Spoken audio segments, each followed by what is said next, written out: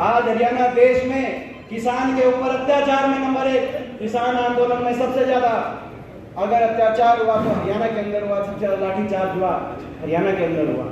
आज हरियाणा देश के अंदर विकास के मामले में, जब कभी विकास दर में, जीएसडीपी ग्रोथ रेट में देश में नंबर 1 हुआ करते थे, निवेश दर में नंबर 1 हुआ करते थे, आज वो हरियाणा, आज रिपोर्ट आई है एनसीआरबी की, आज नशे में देश में, आज आपने रिपोर्ट जिसने देखी होगी, पत्रकार साथियों ने देखी होगी, नशे में आज पंजाब से ज्यादा हरियाणा का नंबर आया, 1 पे नंबर हरियाणा का आया। आप अंदाजा लगा सकते हैं कि हमारी नौजवान पीढ़ी को किस तरफ इस सरकार ने धकेल दिया। इसीलिए बदलाव हरियाणा में लाने के लिए लड़ाई लड़नी पड़ेगी।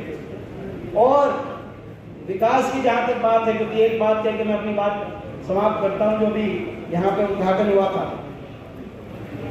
आप अंदाजा लगा सकते हैं, नए काम तो दूर की बात है, विकास के नए काम, क्योंकि रुचि नहीं है इनकी, कोई नया काम कराया हो दूर की बात है। पुराने काम भी कितने झिझक के करते हैं, पुराने काम मतलब हमारे समय के मंजूर शुदा काम, कितने झिझक के करते हैं सरकार को, इन कार्यशैली और इनकी रुचि कितनी है हरियाणा को आगे लेके जाने में, अंदाजा लगाया जा सकता है।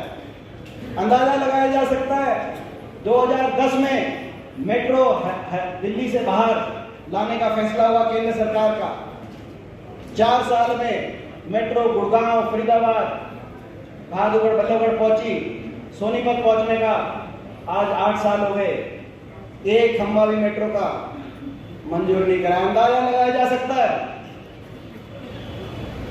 रेल कोच फैक्ट्री कितने चाव से मैंने मंजूर कराई थी, कितना गर्व हुआ था मुझे और आपको भी हुआ होगा जब केंद्रीय रेल मंत्री पवन बंसल संसद में खड़े होकर उन्होंने कहा कि कपूरथला के बाद दूसरी देश की बड़ी रेल कोच फैक्ट्री गोहाना में स्थापित होगी। मुझे आज भी याद है, वो दिन संसद में बैठा था और एक नौजवान के रूप में रोंगटे खड़े हो गए थे मेरे, मगर दुख की बात है बनारस चली गई, वाराणसी चली गई, सरकार बदल गई, कितना गर्व हुआ था। दूसरा एयरपोर्ट, एनसीआर का दूसरा एयरपोर्ट, इंदिरा गांधी एयरपोर्ट के बाद महम के अंदर मंजूर किया गया था, लेकिन वो एयरपोर्ट नोएडा चला गया, एयरपोर्ट यहाँ आता। जैसे गुड़गांव पूरे एयरपोर्ट से हजारों लाखों बच्चों को रोजगार का अवसर मिला, निवेश हुआ, कितना आगे जाता पूरा इलाका, कितना दुख हुआ। इसमें बदलाव, कांग्रेस पार्टी के नेतृत्व में बदलाव हुआ, हम धन्यवाद भी करते हैं। आज कांग्रेस के शीर्ष नेतृत्व का धन्यवाद करते हैं कि चौधरी उपेंद्र सिंह हुड्डा जी के नेतृत्व में विश्वास व्यक्त करते हुए चौधरी उदय भान जी, जो एक बहुत संघर्षशील जमीनी जो एक नेता है, उनको कांग्रेस पार्टी की कमान हरियाणा प्रदेश में दी। जैसे कहा धर्मपाल मलिक जी ने, जन भावनाओं के अनुसार, ताकि हरियाणा प्रदेश में जो लोग जन भावनाएं क्या हैं, तो हम धन्यवाद करते हैं। जन भावनाएं हैं, लोग बदलाव चाहते हैं, लोग कांग्रेस पार्टी की तरफ देख रहे हैं आशा भरी नजर से, लोग चौधरी उपेंद्र सिंह हुड्डा जी के नेतृत्व की तरफ देख रहे हैं, लोग हरियाणा में बीजेपी जेजेपी की जो सरकार, जो 8 साल से हरियाणा का मुद्दा बिठा दी सरकार ने, इससे हरियाणा को बचाना चाहते हैं, हरियाणा को आगे लेके जाना चाहते हैं, लोगों की भावना ये है। तो कांग्रेस पार्टी ने उस भावना को समझा, आपके हाथ में कमान दी, और जब से आपके हाथ में कमान दी, पूरे प्रदेश के अंदर एक ऐसा वातावरण पूरे बदलाव का जिस तेजी से बढ़ रहा है, पिछले 1-1.5 महीने में लगभग 12 पूर्व विधायक और दर्जनों पदाधिकारी बीजेपी से, जेजेपी से कांग्रेस पार्टी में हरियाणा में शामिल हो गए।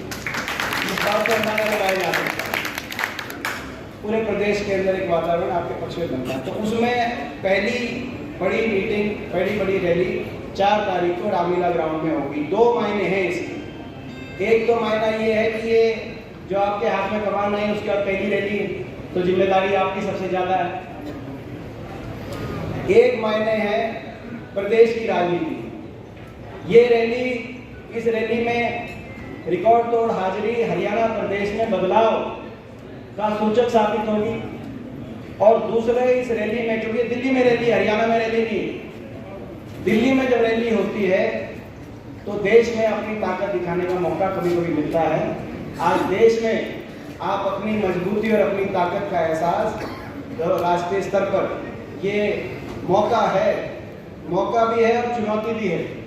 अगर रैली रामलीला ग्राउंड में जैसे पहले कई रैलियां हुई थी, उन रैलियों से अगले दिन अखबार लिखेगा कि भाई रैली के अंदर हरियाणा चप्पे चप्पे में रामलीला ग्राउंड और दिल्ली के हर कोने में हरियाणा से लोग आए हुए थे, तो पूरी राष्ट्र की राजनीति के अंदर आपका बहुत स्थान ऊपर जाएगा। ये मौका है, इस मौके को चूकना नहीं है।